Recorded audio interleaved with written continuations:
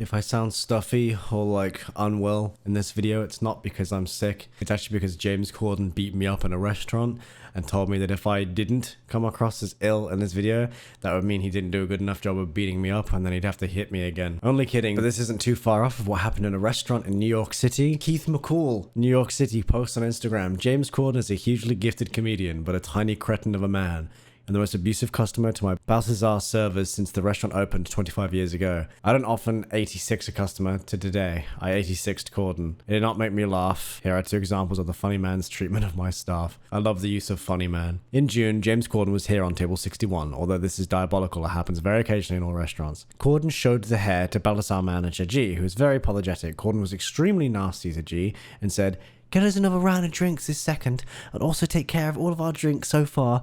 This way, I won't write any nasty reviews on Yelp or anything like that." And this is the manager report number 2. James Corden was at the restaurant with his wife on October 9th for brunch. This is a separate occasion, I think? He asked for a table outside. Brunch, yeah, this is a separate occasion, I believe. So-and-so took the party to table 301. Mr. Corden's wife ordered an egg yolk omelette with Gruyere cheese and salad. Jesus Christ, this is rich people food, man. A few minutes after they received the food, James called the server. He told her there was a little bit of egg white mixed in with the egg yolk. He was then informed that the floor manager would be aware. Anyway, the kitchen remade the dish, but unfortunately sent it home. I can't speak English. The kitchen remade the dish, but unfortunately sent it with home fries instead of salad. That's when James Corden began yelling like crazy to the server. "You can't do your job! You can't do your job! Maybe I should go into the kitchen and cook the omelette myself."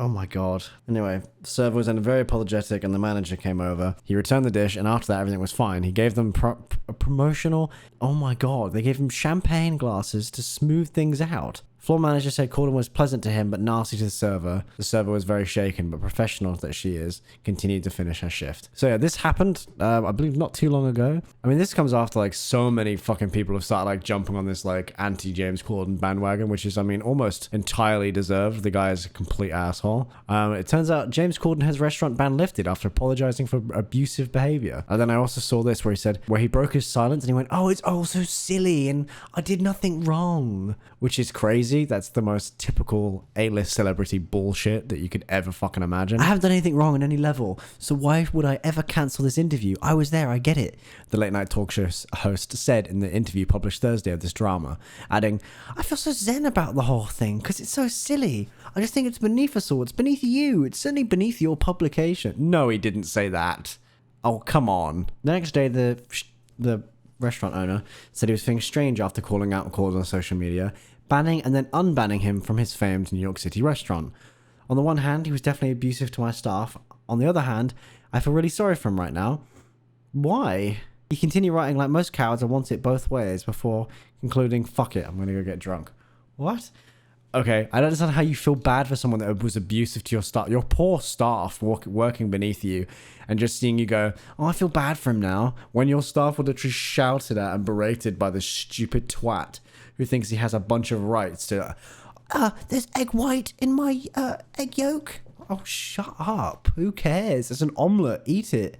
Anyway, yeah, multi-millionaire man got upset because there was egg white in his wife's omelette. King shit, I guess. Anyway, as you can tell, I'm very sick, so I don't really have the energy to just like talk more about this, but I reacted to Sunny V2's video about James Corden. It doesn't involve this sort of situation, but it sheds more light into why I'm calling him an arsehole so much, and you'll get more of a picture on him if you haven't seen it already.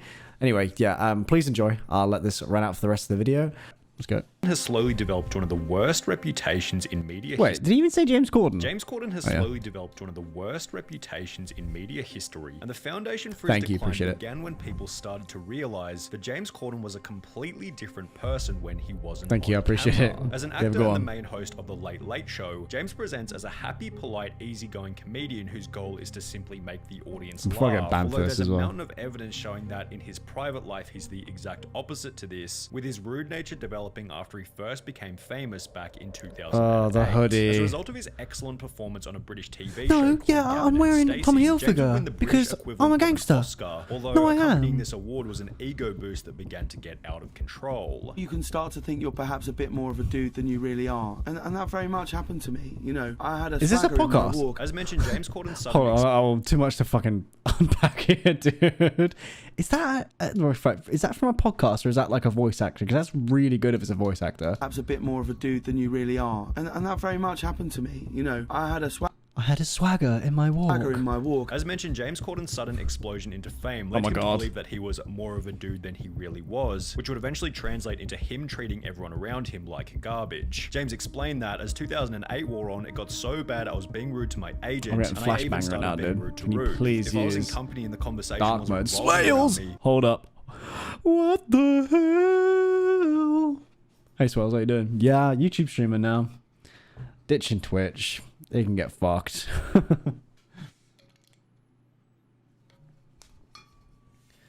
How you doing, man? How you been? Light mode. I know. Dude, look at the flashbang. In addition to being rude to everyone around him, Corden began to live a typically irresponsible, newly famous lifestyle. I'd started going out quite a lot. This door had opened to this world that I thought looked like... That sounds like a podcast, right? But, like... It sounds like a voice actor. YouTube just as bad as Twitch, though? Nah, dude. I make more money on YouTube. Like, it's just you make more money with the subs and shit. When I add subs and shit, like not only will I get a bag, but like also you guys get higher quality streams. You get fucking loads of shit. Why have all you check marks come out? The word works. He is not real. I am real. Oh, him. For fuck's sake. Okay. His real name is Harris. Okay, you're taking the piss. You're taking the piss. Is that his name? Look. It doesn't say. But you probably know voice actors because you are a voice actor. You didn't get your paycheck yet? No, people go, you're amazing. You're great. Can I have a yeah, the self-sustaining worm farm has evolved. They're just check-marked worms. photo? Do you want a drink? Come out with us. And so you just end up on this path of just 3 a.m. cab rides with people you don't know, heading across London to someone's house who you don't know either, with a group of people who think it's amazing that you're there. This is an intoxicating thing to be part of. Why would you do that? You were going to give me like a lot-ish? Why? You don't have to do that. You don't have to do that at all. I appreciate that though. He got banned from a restaurant. I know. We'll go over that. We'll go over that. There's a lot to go over with that stuff.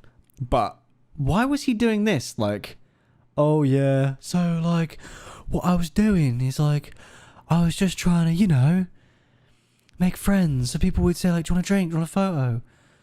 And then, you know, I'd end up in cab rides at 3 a.m. with people don't know. Why were you doing that? Like, what do famous people do that? They're like, actually, yeah, all these people love me so much, I'm just going to hop in it, dude. Which being noticed by another Gavin and Stacey actor Rob Brydon, who explained that when he first met James Corden 6 years prior, he was very impressed by him, yet after winning the Oscar award, James Corden was on a roller coaster. This boy from High Wycombe, and he's suddenly enjoying the fruits of his success, and he just lost his way for a bit. Oh, dude, Rob Brydon's a fucking, like, champion, dude. Like, he is actually, like, criminally underrated.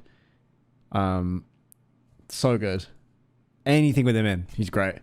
Candle at both ends and becoming ratty and irritable. James Corden claimed that his streak of irresponsibility came to an end after attending 18 months of therapy, although even after this, there were still countless examples of him treating people like garbage. For example, James Corden stated in a BBC 4 interview that he needed to bully his way to the top of the media world, which can be observed in certain events such as the time he get into a public argument with another incredibly respected actor. This hurts. Scary to cringe. Minecon cringe. When the presenters are up here and when the recipients are receiving their awards, don't stand at the back of the stage with your hands in your pockets, looking around as though you wished you were anywhere but here. Oh, you couldn't be more wrong, sir. And if it looked like that, I know this clip. I'm so sorry. But when you come up and present an award, just get on with it. After Patrick Stewart would confront James about looking disinterested during the presentation, the argument would escalate in front of everyone. Sorry, I'm waiting for the punchline. Go on.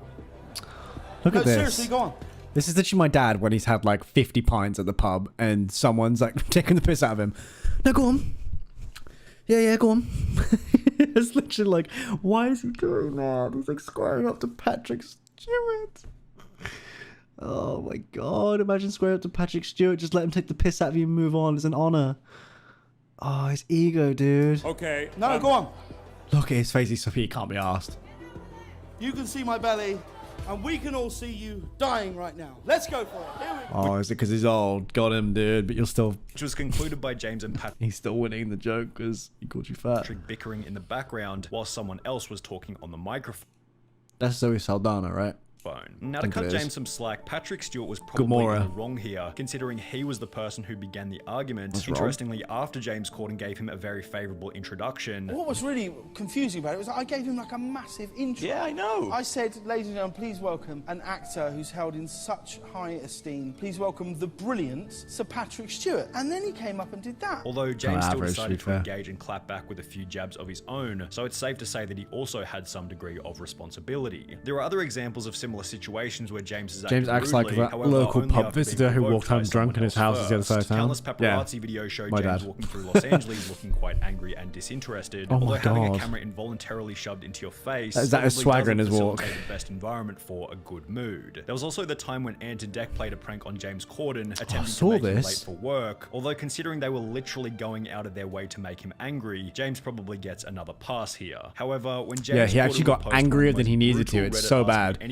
Like he's angry, but he's like really angry. Why am I a fucking snowman now, dude? No excuse for. Stop using Hey James, you won't remember me, but me and my friend sat at a table next to you and Harry Styles plus some others in Manchurian Legends in London's Chinatown about 6 years ago. We didn't bother you, but you were a massively entitled dick who yelled and treated the wait staff like shit, and when one of my party politely suggested you calm down, you got really aggressive and threatening. So my question is this: why did Harry seem so cool while you were such a massive throbbing bellend? This post was followed by another which read, I went to a James Corden live recording. I mean, it's Reddit. Don't take it like it's fact. With the audience before/after the show, and was on his phone entirely during commercial breaks. I guess that's his prerogative. He may have been having a bad day. I also realize it must be difficult to be on all the time, but I remember being extremely disappointed. By comparison, I've been to a Jimmy Fallon recording and a Letterman recording, and I can say with full conviction that those guys really seemed like they cared about their audience and worked their hardest to entertain them, even while the cameras weren't recording. Which is followed by one final anecdote reading, massive dick in person. I saw a leak of their own username. James Corden is a dick. Production staff, with him being incredibly rude to them, which made the other regular scene very awkward like it was usual. Between each take, the other celebs would be chatting amongst themselves, bantering about. James was glued to his phone. At the end of the filming, people got up to go get pictures with James, and he massively kicked off shouting at people to go away and go back to their seats, and the few he did let have pictures with, he was moody as. Seeing him like that made me realize everything you see of his on TV is a complete persona. When continuing on through the AMA, it becomes pretty obvious as to why James Corden only answered 3 different questions before. 3 questions on his AMA. Why are you, James, such a deeply unpleasant person? Did your parents raise you that way? Have you ever considered being funny or likable? James, are you aware that everyone thinks you're a hack and a and he's the one he responded to. Third comment here relating to the next reason behind James Corden's decline. Many of his on-screen performances have simply been terrible. A petition requesting that James Corden not be cast in Wicked the movie gained close to 110,000 signatures, and after friends announced that James Corden but we do realize, right, that if you have a petition that gets 110 signatures for you to for you asking not to have an actor in a movie, they're like, well, that could be 100,000 people that might go hate watch my movie. That's a lot of ticket sales. So sometimes it's almost worth it, for fuck's sake. Especially then if he does a decent-ish role and you go like, job at acting, you might go like, actually, it wasn't that bad. Like, that's actually like almost like stupid. It's kind of counterproductive. show's 15-year reunion, he'd received Twitter responses such as, "Don't get me wrong, I've been wanting a Friends reunion since 2004, but if someone told me James Corden would be in it, I'd have told them not to bother." James Corden adding the Friends reunion to the list of things he's ruined with his mere presence. Additionally, after starring as the main character in the 2019 film Cats, the movie received a 2.8 out of 10 star never rating watching on that IMDb, film. as well as reviews so awful that James Corden didn't even end up watching the movie himself. However, James stating that he didn't watch the movie wasn't the only thing that was interesting about this interview. That's very awakening, also discussed another topic which had turned much of his audience against him. His beef with another talk show host, Bill Maher. In September of 2019, Bill Maher published an editorial about obesity with the contents of such being discussed on the Joe Rogan podcast. You saw it in the movies? Look, you can't keep eating as much as you want and as shitty a food as you want. You just can't. That is not something that anybody wants to hear, though. People loved it until James Corden said something. As mentioned, James Corden wasn't too happy with these comments and would call Bill Maher out by making both some reasonable arguments. If making fun of fat people made them lose weight, there'd be no fat kids in schools and I'd have a six-pack by now. As well as some awful ones, such as a zero personal responsibility statement that Bill Maher was simply lucky to have a body that burned more calories than him. We're not all as lucky as Bill Maher, you know? We don't all have a sense of superiority that burns 35,000 calories a day. Which Bill interpreted as the easy way out of the argument. He missed a great opportunity to literally save lives. He took the easy way out. Of course, you can always get applause for saying, oh, let's boo the mean man who's told the truth. That's not brave. As is usually the case with these kinds of topics, there were supporters for both sides of the argument. I don't like that. When someone says something that like you kind of like, him watching that was probably just purely offended. I think if he'd taken it apart, I mean, Bill Maher's a fucking dickhead anyway, really, but at the same time, a lot of the time he does get things like kind of on the head. Like if he's not pushing it too far, I mean, just calling James Corden like a guy that eats too much food that's unhealthy. That's probably true. Like, the guy's got a lot of problems, like, you know, and he's a TV celebrity. Other TV celebrities gonna fucking dunk on him. But them going, oh, you fat shamed me and I can't take it.